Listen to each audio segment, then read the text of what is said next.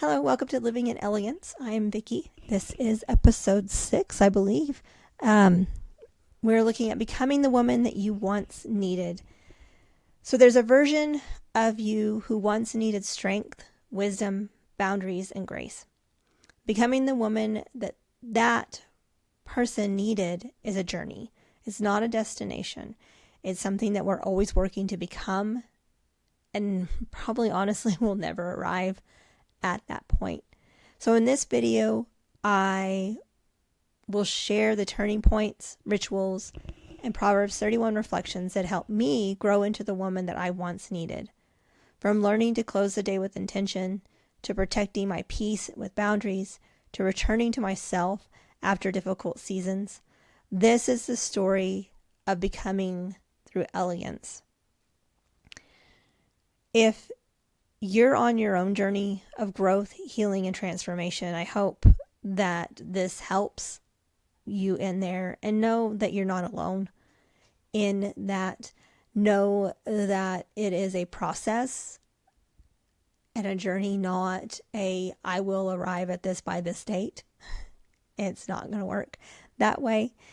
So let's dive in to this. So there was once a time when I didn't know yet the woman that I was going to become. The woman who could hold boundaries with grace, who could lead with creativity, who could choose joy even after a difficult day. And sometimes those are still a struggle. I'm not completely and totally there. It's a work in progress. A work in progress. But she was already forming in the background, even when I didn't realize that she was there. Today, I want to share the story of becoming the woman that I once needed, and the rituals and wisdom that helped shape her. So we all have a younger version of ourselves. No matter how old you are, you always will have this younger version of yourself. The one who was overwhelmed, unsure, and stretched thin. And honestly, there are still days that I feel overwhelmed or stretched thin, and a lot of times unsure. This particular woman needed someone strong, steady, and wise. Someone who could say, you don't have to carry everything. And you don't. That's the thing. That's the beauty of it, is you don't have to carry everything. Even when you feel like you do. I have to remind myself, I had to remind myself earlier this morning, I don't have to carry everything. This is not my responsibility. And that's okay as a woman. Even if it's something that feels like it should be our particular job in there. So there was a season in my leadership when I felt that I was holding the world together with sheer will, that I was white knuckling that and I was going to make it happen. I didn't yet know how to protect my energy, how to close my day, how to release what wasn't mine to carry, because I was really good at, and still sometimes am, really good at picking up stuff that's not mine. So the Proverbs 31 woman, in Proverbs 31:25, she is described as a woman who is clothed with strength and dignity. But the strength that she had wasn't something that she was born with. It wasn't something that she strong-willed into being. It's something that we grow into. And it's something that we can only truly grow into through our relationship with God. Say that again. The woman who has that strength is only found in God. Becoming the woman that you once needed begins with honoring the version of who you didn't know who you were yet.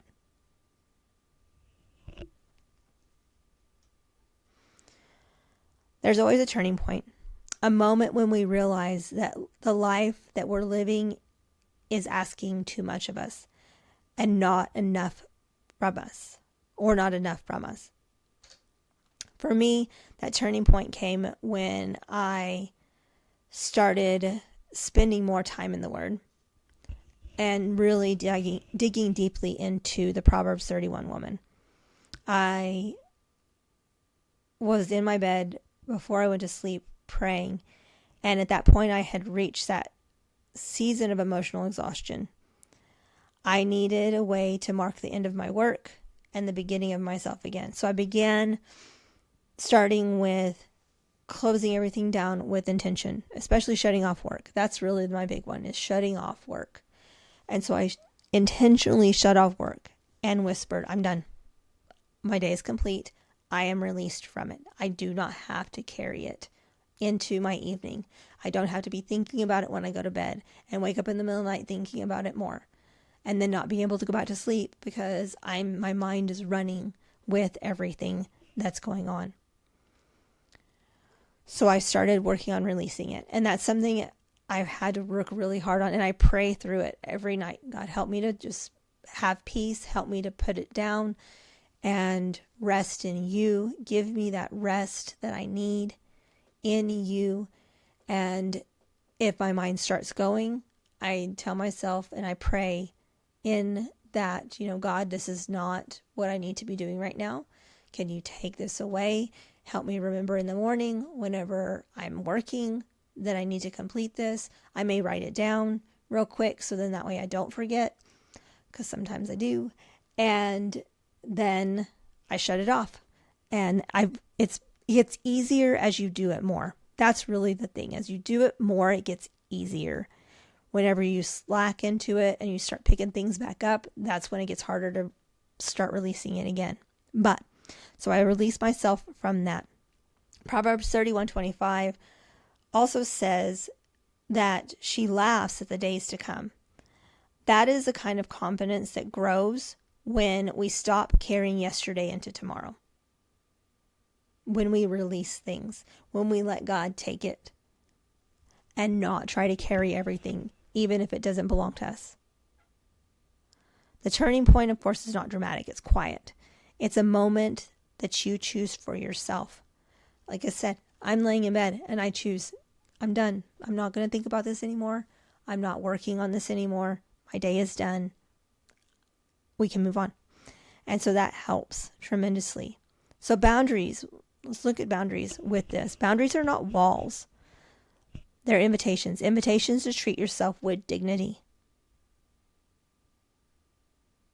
We're not meant to be everybody's everything. We are meant to be who God has created us to be. And He's not created us to live in exhaustion. He's not created us to take everything on ourselves. So those boundaries are invitations. Invitations to treat ourselves with dignity, not walls for other people to not be able to get into us. In my leadership, I've learned to pause before responding, to breathe before reacting, to ask myself, what is the elegant response? What is the wise response? This small pause has changed everything because I'm not just going and going and going and going. And I'm more intentional in my responses to things, which I feel like has benefited both my students and the faculty that I work with, enabling me to be more intentional and be more present whenever I'm working with those people. And that leads into Proverbs 31:26. It says she opens her mouth with wisdom. Wisdom is rarely rushed. I mean, sometimes we have that wisdom in the moment, but we do need to be sure we pause. We take that moment. Becoming the woman that you once need means protecting your peace in the same way you protect your, let me rephrase that. Sorry, my mind didn't go where I wanted it to with that. I'm sorry. So becoming the woman you once needed means protecting your peace with the same devotion that you protected pleasing others. If you are a people pleaser, I am a people pleaser. I bend over backwards for other people. And part of it is not out of a sense of I am serving other people, but it's to please people. And at times I've noticed in my past it was what I used to determine my self-worth. And that's something that I've been working on quite a bit. And it's hard sometimes because people begin to expect that out of you, but you have to protect that. So in working on that, we need to release.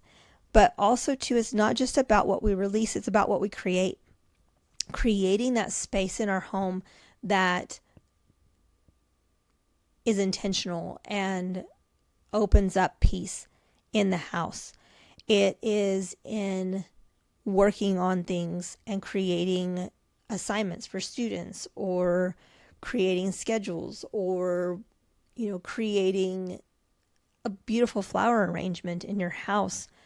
All of those things are part of that creation process that helps us to become the woman that we once needed, that woman who pauses, a woman who protects her boundaries, which is really nice in there. In that, though, working with intention, it makes me think too of Proverbs 31:13, where it talks about her working with willing hands. She's not working with frantic hands, not resentful hands, but willing hands. And we talked about that in the last video, of that whatever we're doing it with intention. We're doing it willingly and with joy, and not just trying to get through, even though some tasks are not fun to get through, but being willing to do that. Creativity is one of the most elegant forms of becoming, because it allows us to tap into that creative nature, that peace that brings joy to us. So there's always going to be seasons that test us, seasons that stretch us, seasons that drain us, seasons that ask more than we expected. But becoming is not linear. It's cyclical. We return to ourselves again and again. It's a season that we have to go through. It's not a forever peace. Seasons are temporary, right? We have spring, and spring ends. Of course, spring comes back, but spring does end and goes into summer. And then summer is for a time period that we have. We have the Christmas season, one of my favorite seasons of all times. But so it's seasonal. After a difficult conversation, a draining week, or a season of leadership, I try to step outside, take a breath, breathe in air, take a nice little walk, do something that's going to release that. I let the horizons, when I look outside, remind me that my spirit is larger than my circumstance. Sometimes I'll even just stand outside. I have dogs that I have to take outside. I stand outside and just look up, and just am reminded about how big God is and how much He helps in that. So it's not about our circumstance. He is so much bigger than our circumstances. And that helps me, like with the Proverbs 31 woman and Proverbs 25, she girds herself with strength. It's a practice. It's something that you're doing. You're girding yourself with it. You're putting it on, and you're allowing it to be put on through God. But it's not a trait that you have. It's something you have to do. Becoming the woman that you once needed means returning to yourself with compassion again and again. When you mess up, it's okay. We're not perfect. We're human beings. Human beings are not perfect. God is the only one who's perfect, and will never be perfect. We're going to mess up. And so we just have to keep returning back. This morning I was driving home from taking my youngest to his little job, and I could feel my shoulders tightening up. And I'm like, we weren't supposed to be doing this. We've been working on relaxing. We've been working on, strengthening myself in God and not taking on everything. And here I am taking on everything again. And so I'm in my car, shaking my shoulders, trying to relax, but I'm returning to myself and giving myself grace in that moment. And it helped tremendously. So we have to give ourselves compassion, and we have to return to ourselves time and time again. The woman that you once needed is still living within you. Hopeful, even when you're tired, even when you're brave, even when you're overwhelmed, even when you're resilient. She's there. becoming is not a destination, as I said earlier. It's a practice, a ritual, a return. My hope is that today's reflection helps you to step more fully into the woman that you were always meant to be, and to give yourself that grace and that compassion. I want to pray over you guys again. I just really like ending with this because I feel like I just feel led to do it. So God, I thank you for everyone who is watching this video, God. God, I pray that you would just be in us, show us who you've created us to be. Help us to be more intentional in this day-to-day life, to work with those willing hands, to become who we are in you. God, I just thank you for everyone here. Give them peace. Give them wisdom. In your name I pray. Amen. Thank you for joining me. Join me next week when we talk about the art of moving slowly. This one has been a big one. And reclaiming your life from hurry. So if you are enjoying watching these or listening to these, I would appreciate if you would subscribe and like and leave a comment. So then that way I know what you're enjoying, where I can work, and we will see you the next time. Have a good one. Thanks.